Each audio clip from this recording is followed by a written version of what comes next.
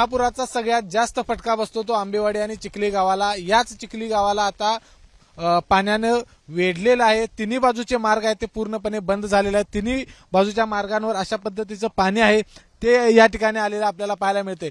गावात जरी पाणी नसलं तरी गावाकडे जाणाऱ्या या तिन्ही मार्गांवर पाणी आलेलं आहे। गावातील जवळपास 80% जे नागरिक आहेत ते नवीन चिखली या ठिकाणी स्थलांतरित झालेले आहेत।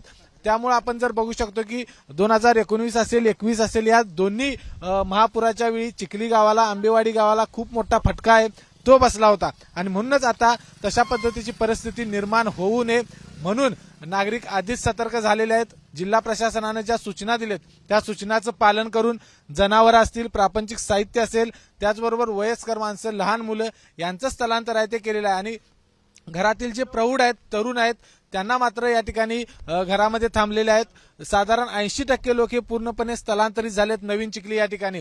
मात्र सगळ्यात आधी जे गाव पूरग्रस्त होतं त्या चिखली गावाला तिन्ही बाजून आता पाण्याने वेढलेलं आहे।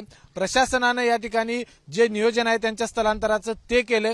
मात्र इथून पुढे जर पाणी वाढलं तर मात्र आणखी काळजी घ्यावी लागणार आहे। कॅमेरामन निलेश शेवाळेसह विजय केसरकर, एबीपी माझा, कोल्हापूर। एबीपी माझा, उघडा डोळे बघा नीट।